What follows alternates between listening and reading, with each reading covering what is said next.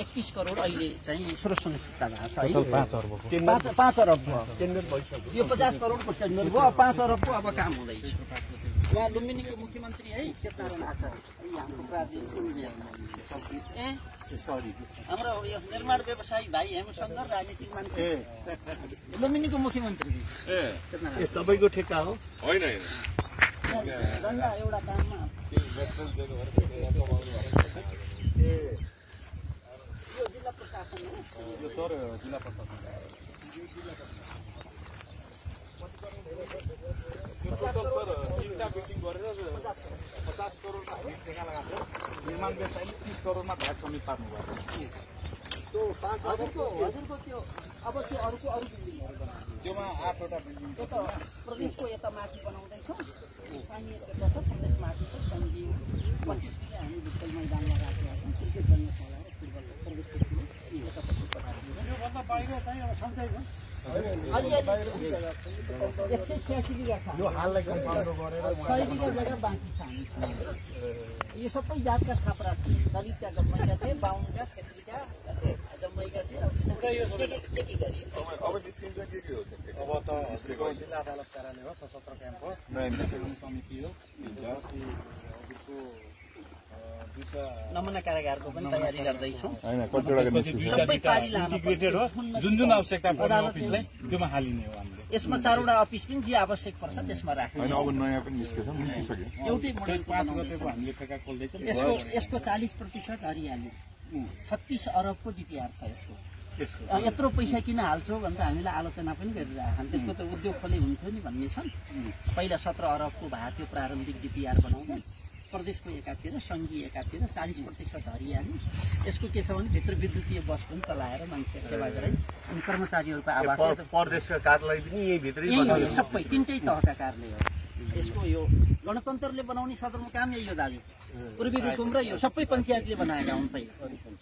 त्यसो भएर यो बल्ल सुरु भयो। यो बिचमा रोकियो कि जमिन 9-10 महिनामा जमिन बनाइयो। प्रधानमन्त्री केपी चाँडै हुँदा माथिपट्टि शिलान्यास गर्नु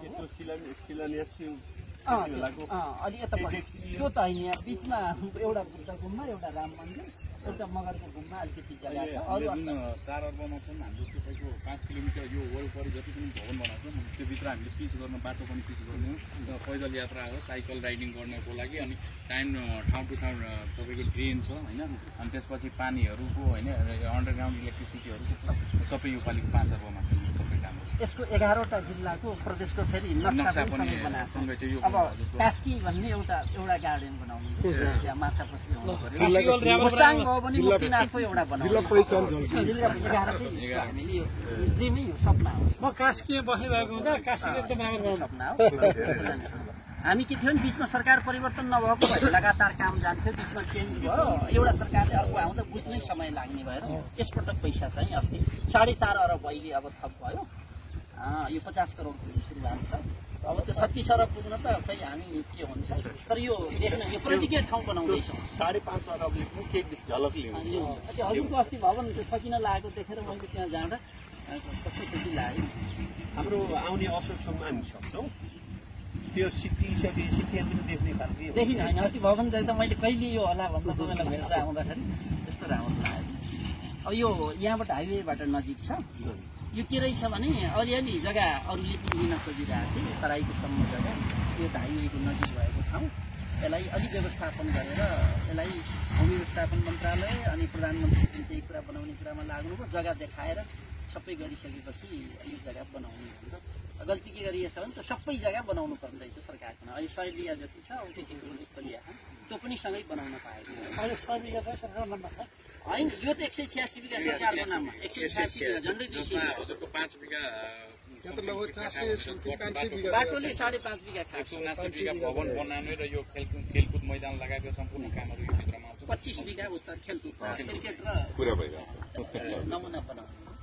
त्यो खालको होटल बनाउनु पर्यो। त्रिवेणीको स्टार होटल बन्यो भने त बनाउनु होटल होइन। यो तपाईँले भ्याउँदाखेरि होटल आफै हेमशङ्कर देवकोटा उद्योग व्यवसायी हो, ठेकेदार हो। ठेका मेरो होइन, म चाहिँ निर्माणको अध्यक्ष हो, कांग्रेसको क्याडर पनि हो, उद्योग वाणिज्य सङ्घको यहाँको नेता पनि हो। तर हाम्रो सहयोगी मान्छे हो, जम्मै उद्यमी युवा उद्यमी हो। उहाँहरूसँग सिक्नुपर्ने नयाँ जीवन कोभिडले बाँचेको नयाँ जीवन हो नयाँ